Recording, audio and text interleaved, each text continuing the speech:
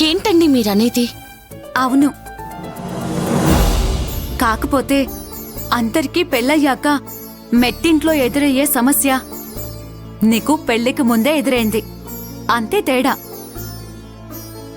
నేను నీకు అడ్వైస్ చేస్తున్నానని తప్పుగా అనుకోకు. అస్సలు అనుకోనండి.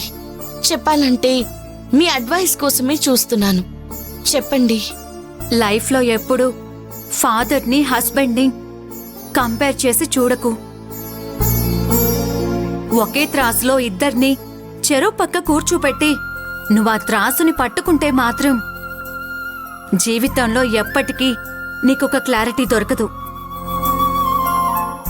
ఎందుకంటే ప్రేమని పంచటంలో కానీ కేర్ తీసుకోవడంలో కానీ ఎవరి దారి వాళ్ళదే. నాన్న చూపించే ప్రేమలో కూతురుపై అనురాగం ఆప్యాయత ఉంటే భర్త చూపించే ప్రేమలో బాధ్యత భవిష్యత్తు ఉంటుంది.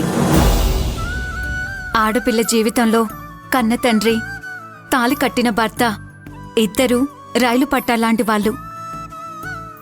వాటిపై మన జీవితం బ్యాలెన్స్డ్గా సాగిపోవాలే కాని ఒకరి ఎక్కువ ఒకరి తక్కువ అని తేడా చూపిస్తే ఆడపిల్ల జీవితం పట్టాలు తప్పిన ట్రైన్లా అయిపోతుంది.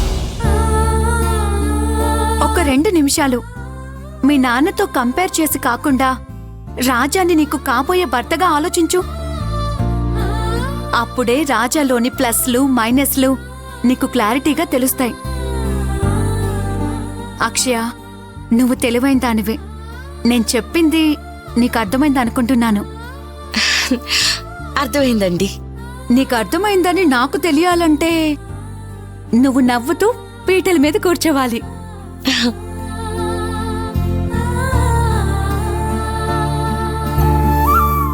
ఈ విషయంలో ఏం నిర్ణయం తీసుకోవాలా అని రాత్రి నుంచి ఆలోచిస్తూ తెగ టెన్షన్ పడుతున్నాను. మీరు జస్ట్ 10 minutes లో నా ప్రాబ్లం ని సాల్వ్ చేశారు. థ్యాంక్స్ అండి. నువ్వు లైఫ్లో హ్యాపీగా ఉంటే చాలు, నాకదే పెద్ద థ్యాంక్స్. సరేనా? గుడ్. సరే రా అక్షయ, నేను నీకు ఫైనల్ టచ్అప్ చేస్తాను. రా కూర్చో.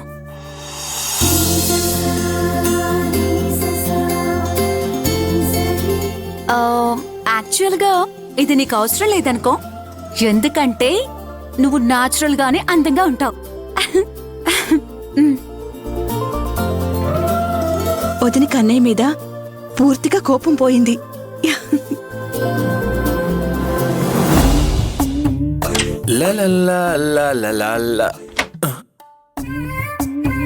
రేయ్ మామా, నువ్వింకా రెడీ అవ్వలేదా? ఒరేయ్, టైం అవుతుందిరా.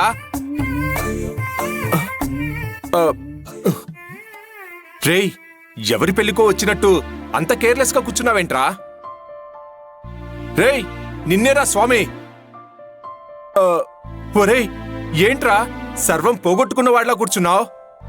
రేయ్, మాట్లాడరా. రే స్వామి, ఈ పెళ్లి జరగదు. అక్షయ్ తప్పకుండా ఈ పెళ్లి ఆపేస్తుందని నాకు తెలిసిపోయింది మావా. ఏంట్రా నీకు తెలిసిపోయేది?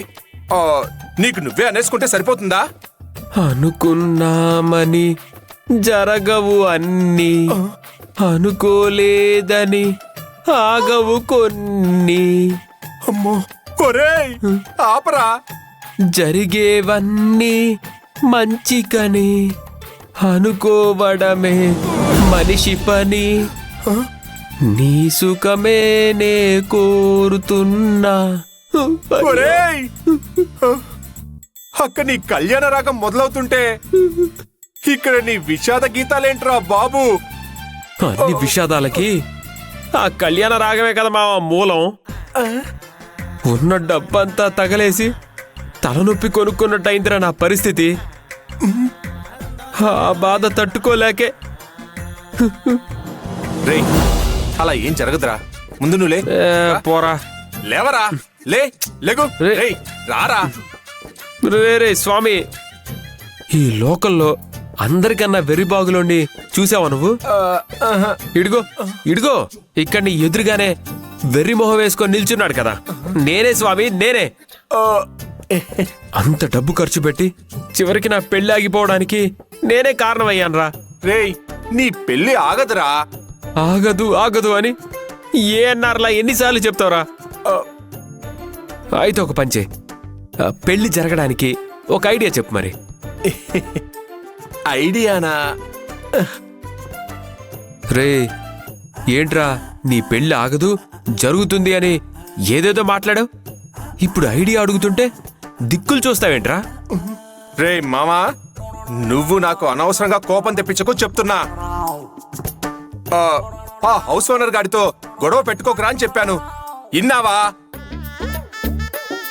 వెళ్ళి పెద్ద పోటుగాడిలాగా ఆయనతో పోట్లాడావు. మళ్ళీ క్యాటరింగ్ కాంట్రాక్టర్ దగ్గరికి వెళ్ళి గొడవ పెట్టుకున్నావు.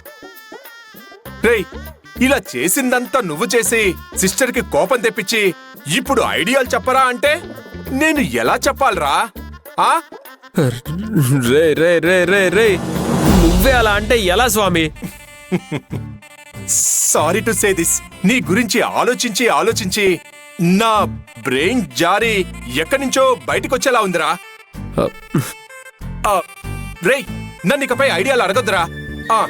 రే రే నువ్వే అలా మాట్లాడితే ఎలా రా?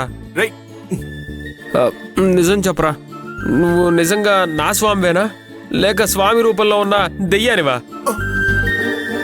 ఎందుకంటే నా స్వామిని ఐడియా అని అడగటం ఆలస్యం. జలజల జలజల అని ఐడియాల వరదలు పారిస్తాడు. నిజం చెప్పరా, ఎవర్రా నువ్వు? నా స్వామి రూపంలో ఎందుకున్నావు? రేయ్ ఎవరు పంపించారు నిన్ను? చెప్పరా, చెప్పు చెప్పు చెప్పు చెప్పురా, ఎవరు పంపించారా? చెప్పు.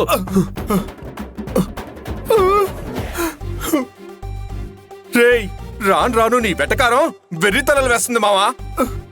నేను నీ టార్చర్ తట్టుకోలేకపోతున్నాను. సారీ స్వామి, అక్షయ్ పెళ్ళి ఆపేస్తుందేమన్న భయంతో ఏదేదో వాగేశాను. నీ పొందరా, నీ పొంద. కనీసం ఇప్పుడైనా నేను చెప్పేది కొంచెం వినరా. నువ్వు చెప్పు స్వామి, నేను వింటాను. అక్షయ సిస్టర్ నీ మీద కోపంగా ఉన్న మాట వాస్తవమే. అందుకని పెళ్లి ఆపేంత ఎక్స్ట్రీమ్ లెవెల్ కి పోదురా.